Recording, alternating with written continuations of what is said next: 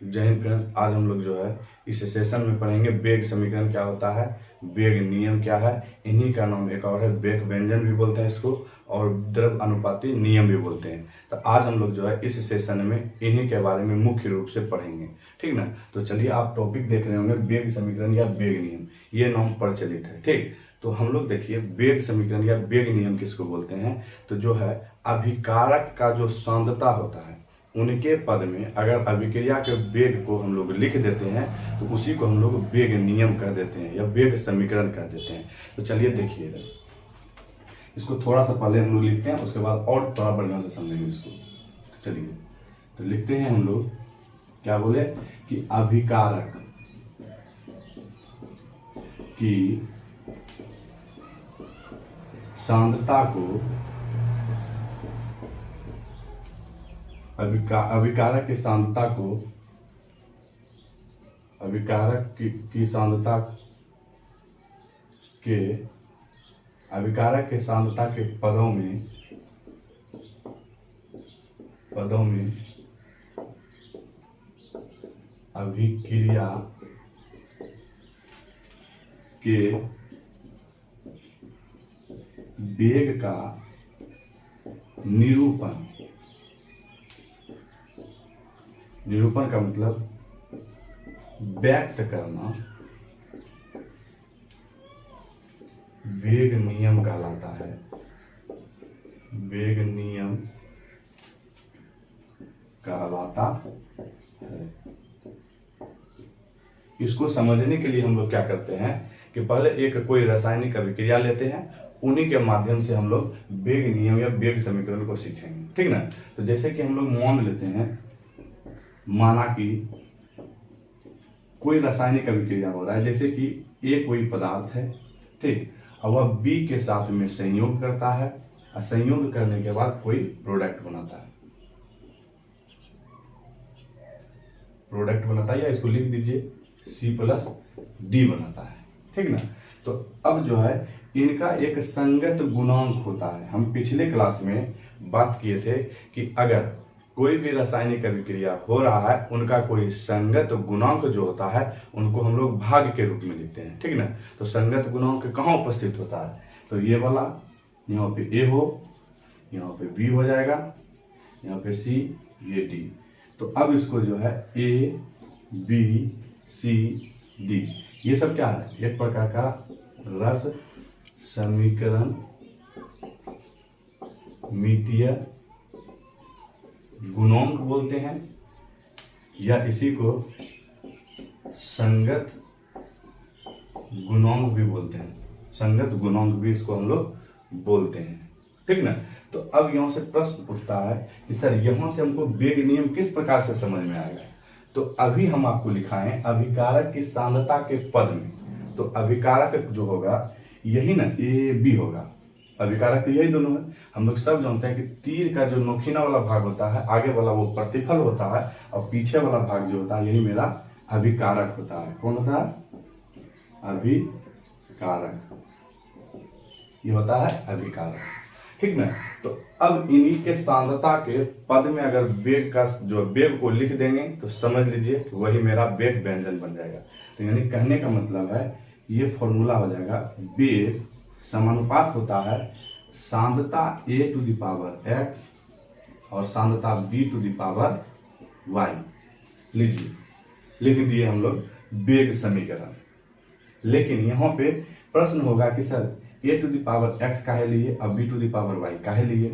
तो यहाँ पे x और y जो है, अगर हम लोग वेग को बढ़ाना चाहेंगे तो अगर a की सांद्रता को दुगुना कर दें या b के सांद्रता को दोगुना कर दें या तिगुना कर देंगे, तो जो आपका वेग होगा अभिक्रिया का वो भी दोगुना या तेगुना हो जाएगा, ठीक ना।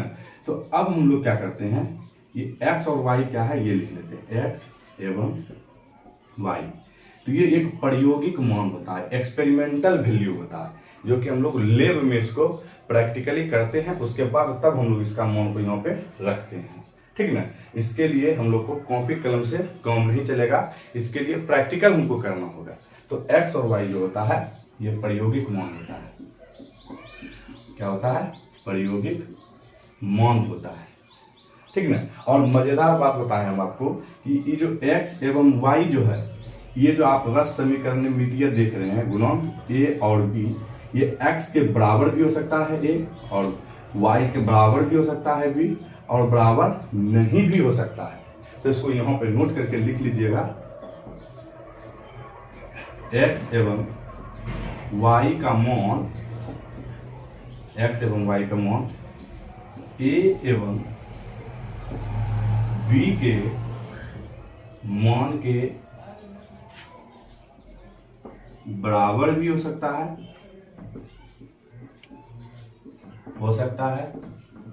और बराबर नहीं भी हो सकता है, नहीं भी हो सकता है, यानी बराबर भी हो सकता है और बराबर नहीं भी हो सकता है, ठीक ना। तो हम लोग यहाँ से स्पष्ट समझ सकते हैं। शुरू से एक बार रिवाइंड करें तो हम लोग क्या पढ़े अभी, तो हम लोग अब जो वेग समीकरण को हम लोग किस प्रकार से सूचित करते हैं या लिखते हैं, तो हम आपको लिखाए हैं अभिकारक के सांद्रता, जो अभिकारक का सांद्रता होगा उनको, यानी उसके पद को अगर हम लोग अभिक्रिया के वेग के रूप में निरूपित कर देंगे, डिनोट कर देंगे, तो उसी को हम लोग वेग नियम बोल देंगे, जो कि हम एक समीकरण के माध्यम से समझे, यानी एक रासायनिक अभिक्रिया के माध्यम से समझे। तो ए और बी कोई दो अभिकारक है, आपस में संयोग किया, संयोग करने के बाद प्रतिफल बनाया, C+D बनाया, और इसके साथ में एक संगत गुणांक भी उपस्थित है जो कि ए और बी है, और प्रतिफल में C और D है। तो A B C D को हम लोग रस समीकरणीय मितीय गुणांक भी बोलते हैं, या इन्हीं को जो है संगत गुणांक भी बोला जाता है, ठीक ना।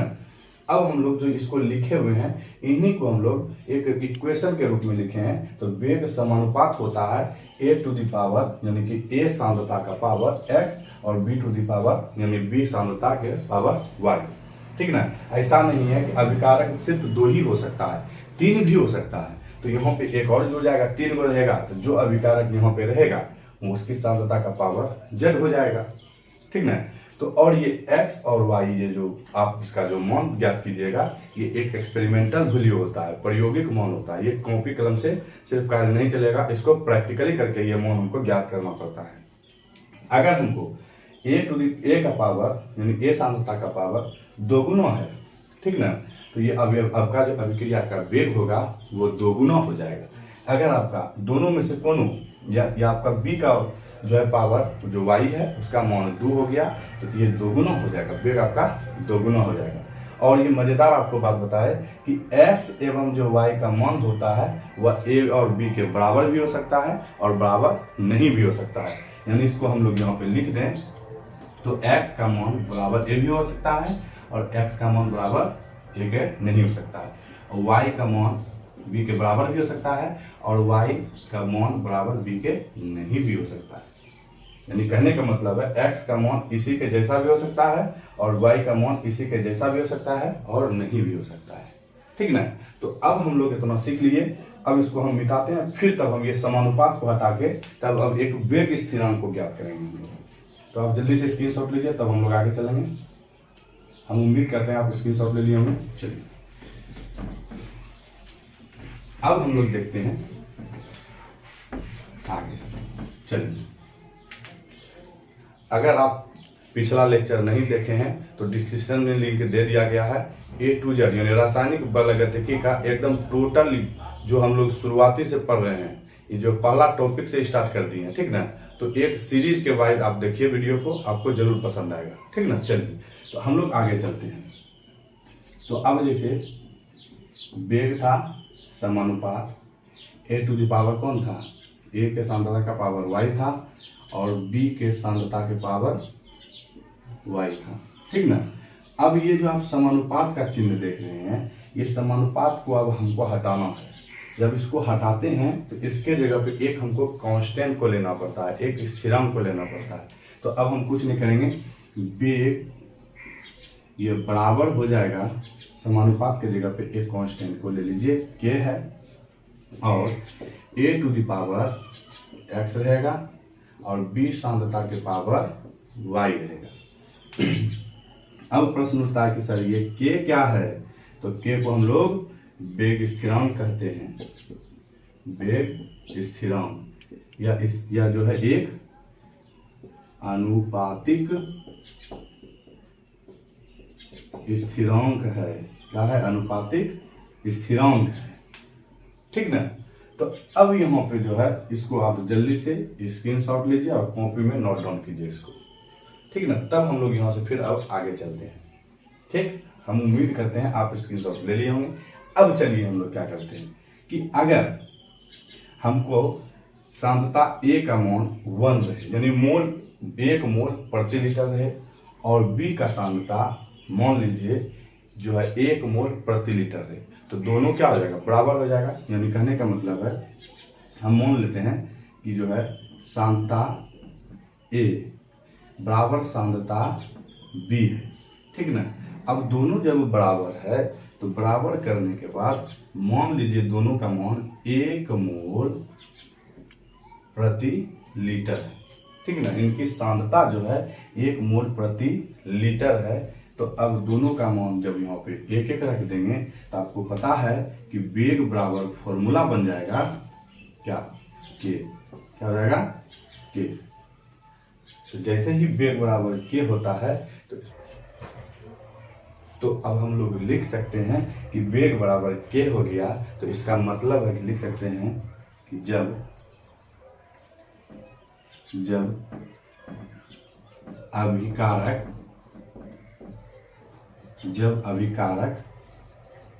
का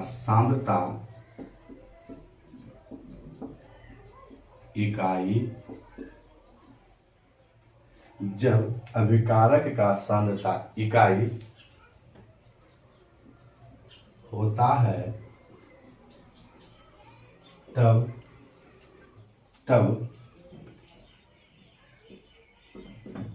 अभिक्रिया का वेग स्थिरांक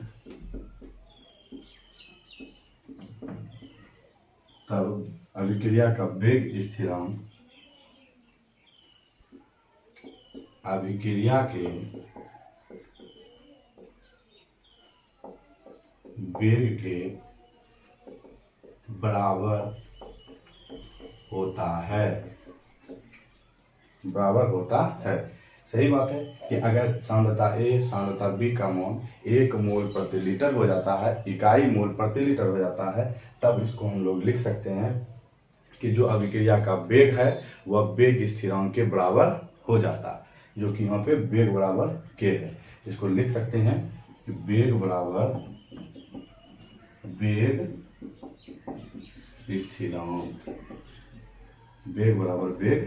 स्थिरांक।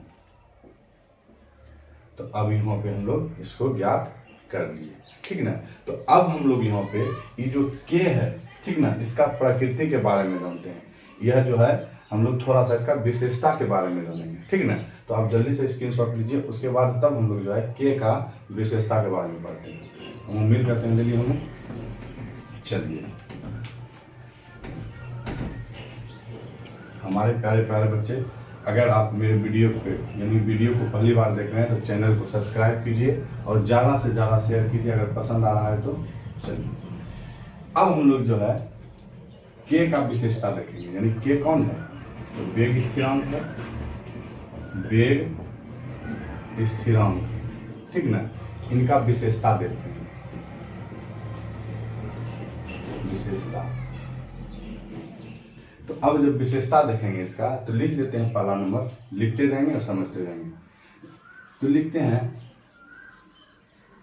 विभिन्न अभिक्रिया के लिए, यानी विभिन्न का मतलब हो गया कि अलग अलग विभिन्न अभिक्रिया के लिए के का मान अलग अलग होता है,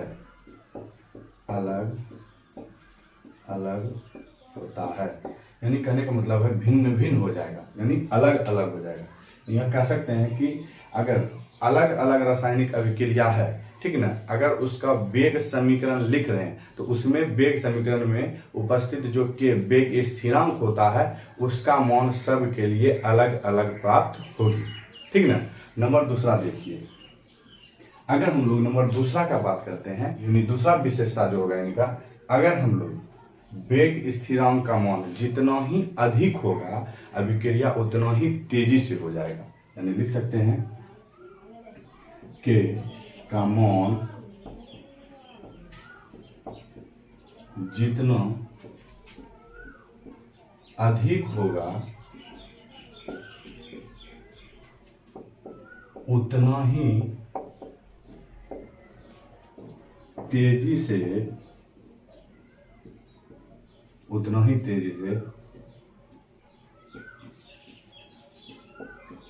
अभिक्रिया होगी, उतना ही तेजी से अभिक्रिया होगी या होती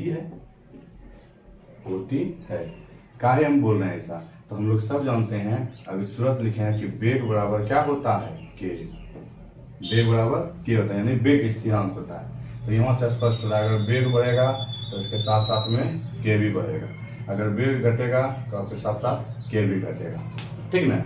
और एक मजेदार बात हमको बताते हैं आपको कि जो है नंबर जो तीसरा है, इसको अगर आप समझने का कोशिश कीजिएगा तो यहाँ से आप समझिए, ये जो आप जो देख रहे हैं वेग, यानी वेग स्थिरांक देख रहे हैं, यानी के को देख रहे हैं, ये के जो है ताप के ऊपर निर्भर करता है, लेकिन उनकी सांद्रता पे जो है निर्भर नहीं करेगा। यानी लिख सकते हैं अभिकारक की सांद्रता पर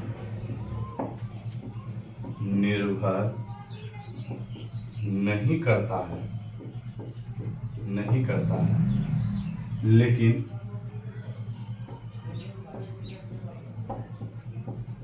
ताप के ऊपर निर्भर करता है। वेग स्थिरांक जो है अभिकारक की सांद्रता पे निर्भर नहीं करेगा, लेकिन ताप के ऊपर निर्भर करेगा, ठीक ना। तो हम लोग जो है अगला क्लास में या अगला सेशन में हम लोग बात करेंगे वेग और वेग स्थिरांक जो है उन दोनों के बीच में क्या डिफरेंस है, यानी दोनों के बीच में क्या अंतर है, उनके बारे में बात करेंगे, ठीक ना। तो जय हिंद।